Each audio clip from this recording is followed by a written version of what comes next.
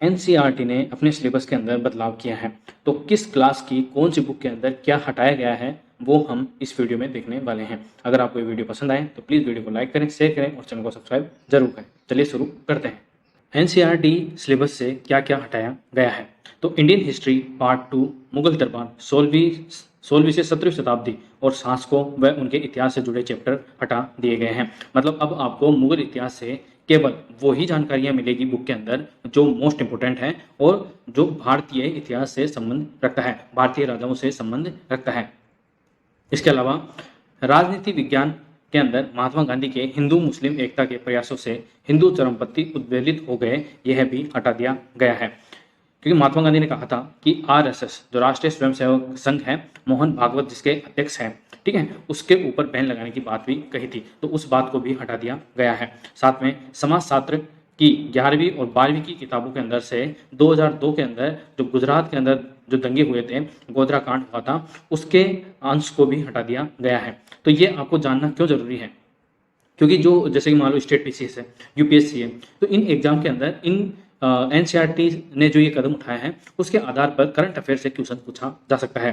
क्या जैसे कि ये क्वेश्चन फॉर्म हो सकता है कि हाल ही में एनसीईआरटी ने अपनी सिलेबस के अंदर जो बदलाव किए हैं आप उससे कितना सहमत हैं और ये बदलाव के कहाँ तक सही है और कहाँ तक गलत है। तो आपसे पॉजिटिव और नेगेटिव दोनों इम्पैक्ट आपसे पूछे जा सकते हैं। तो ये बेसिकली तो जो हटाया गया है और जब इस वीडियो के अंदर हम जो डिस्कस कर रहे हैं कि क्या हटाया गया है और क्या जोड़ा गया है, वो आपके मेंस के पॉइंट ऑफ व्यू से बहुत ज़्यादा इंपॉर्टेंट हो जाता है। प्रीलिम्स के अंदर ऐसे क्वेश्चन नहीं पूछे जाते हैं, मेंस के अंदर आपसे पूछा जा सकता है कि आपका दृष्टिकोण एनसीईआरटी के प्रति और उस सिलेबस के अंदर क्या क्या हटाया गया है उसके प्रति क्या हो सकता है और क्या है। ठीक है, आई होप आप समझ गए होंगे। तो ये कुछ पॉइंट्स हैं जो हटा दिए गए हैं। नेक्स्ट है कि नागरिक शास्त्र की किताब से US hegemony in world politics और द कोल्ड वॉर एरा को हटा दिया गया है। मतलब जो शीत युद्ध चला था 1991 तक अमेरिका और रूस के मध्य, उसके कुछ अंश भी हटा दिए गए हैं। आपने सुना होगा यूएसएसआर का 1991 के अंदर विघटन हो गया था और उसके बाद यूनाइटेड रशिया सामने निकलकर आया। स्वतंत्र भारत में राजनीति से जन आंदोलन का उदय और एक दल के प्रभुत्व का दौर, ठीक है, उसको भी हटा दिया गया। स्वतंत्र भारत में राजनीति से जन आंदोलन का उदय और एक दल के प्रभुत्व का दौर, मतलब ये बाबरी मस्जिद से रिलेटेड था। और बीजेपी का उद्भव 1980 में पार्टी बनती है बीजेपी की और 1984 82 से 84 के बीच में इसको राष्ट्रीय पार्टी का वो क्या मिलता है, दर्जा मिलता है। और जो मंदिर वहीं बनेगा, राम मंदिर, और जो बाबरी मस्जिद को ढाया गया उसी के दौरान बीजेपी का उत्थान होता है। तो ये उसके संबंधित जितने भी जो फैक्ट्स हैं वो हटा दिए गए हैं। मतलब भारतीय जनता पार्टी है ना, अपने से रिलेटेड जितनी भी नकारात्मक बातें हैं उन सभी को हटाने में लगी हुई है। इनसे तो यही प्रतीत हो रहा है। लेकिन आपको एग्जाम के अंदर ऐसा नहीं लिखना है। आपको किसी भी पार्टी के पक्ष और विपक्ष दोनों बातें आपको बतानी है, उसकी अच्छाइयाँ क्या हैं, उसकी बुराइयाँ क्या हैं, क्योंकि किसी भी चीज़ का हमेशा नेगेटिव पक्ष नहीं देखना चाहिए, उसके अंदर कुछ ना कुछ पॉजिटिव बातें भी होती हैं। तो आपको वही सारी डिस्कस करके एनालिसिस करके ही आपको एग्जाम के अंदर आंसर लिखना है। आपको एक पक्षी होकर कुछ भी नहीं सोचना है और कुछ भी नहीं लिखना है। नेक्स्ट है 11वीं की book themes in world history से सेंट्रल इस्लामिक लैंड्स संस्कृतियों का टकराव और द इंडस्ट्रियल रेवोल्यूशन को हटा दिया गया है। मतलब जैसे ही जो कल कारखानों का और फैक्ट्रियों का जैसे ही रिवोल्यूशन होता है, ठीक है, क्रांति होती है, उसको भी हटा दिया गया है। हिंदी आरोह भाग 2 से फिराक गोरखपुरी की गजल और अंतरा, सूर्यकांत त्रिपाठी का निराला की गीत, गाने दो मुझे, विष्णु खरे की एक काम और सत्य, ये भी कुछ पाठ हटा दिए गए हैं हिंदी साहित्य के अंदर से।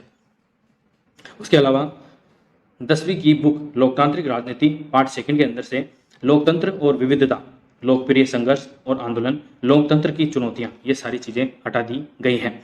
तो मतलब जब से बीजेपी आ रही है तो विपक्ष ऐसा कह रहा है कि लोकतंत्र खतरे में है, भ्रष्टाचार बहुत लेवल पे है, बेरोजगारी बहुत ज़्यादा लेवल पे है और हिंदू मुस्लिम बीजेपी के आने के बाद इतना ज़्यादा बढ़ चुका है कि किसी की लिमिट ही नहीं है। तो वो अपने से रिलेटेड जितनी भी नकारात्मक नेगेटिव थॉट्स हैं, ठीक है, विचारधाराएं हैं, उन सभी को हटाने पे लगी हुई है। मतलब अपना पल्ला झाड़ने वाली है बीजेपी।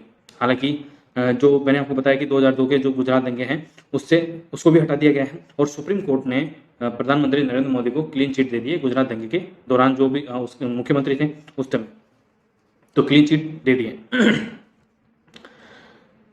11वीं कक्षा की राजनीति विज्ञान बुक से मौलाना अबुल कलाम आज़ाद, इनको तो आप जानते होंगे, ये स्वतंत्र भारत के पहले शिक्षा मंत्री थे। मौलाना अबुल कलाम आज़ाद का नाम वो भी हटा दिया गया है 11वीं की कक्षा राजनीति विज्ञान से। ठीक है। जम्मू कश्मीर का सशस्त्र विलय, जम्मू कश्मीर का सशस्त्र विलय वो भी हटा दिया गया है। तो ये कुछ बातें थी जो एनसीईआरटी के सिलेबस के अंदर डिस्कस करके एनसीईआरटी के साथ ये बदलाव किए गए हैं। आई होप आपको समझ में आया होगा। हालांकि प्रीलिम्स के एग्जाम के अंदर ऐसा कुछ भी नहीं पूछा जाएगा। हाँ, ये जरूर पूछा जा सकता है क्योंकि ये न्यूज़ के अंदर है। एनसीईआरटी का फुल फॉर्म पूछ लेंगे, एनसीईआरटी का अध्यक्ष का नाम क्या है वो भी पूछा जा सकता है, और एनसीईआरटी का हेडक्वार्टर कहाँ पर है और इसका क्या काम है ये भी पूछा जा सकता है। लेकिन स्टेट पीसीएस हो या फिर यूपीएससी का मेंस हो, उसके अंदर आपसे थॉट्स पूछे जा सकते हैं, आपके विचार पूछे जा सकते हैं कि एनसीईआरटी ने जो बदलाव किए हैं वो आपकी नज़र से कितने सही हैं और कितने गलत हैं, वो सारे आपसे पूछे जा सकते हैं। तो ये आपको ध्यान रखना है। आई होप आपको समझ में आ गया होगा। तो तब तक के लिए थैंक यू सो मच। अब अगर आपने वीडियो यहाँ तक देख ही लिया है तो वीडियो को लाइक कर दे, शेयर कर दे और चैनल को सब्सक्राइब भी जरूर कर दे। Thank you so much.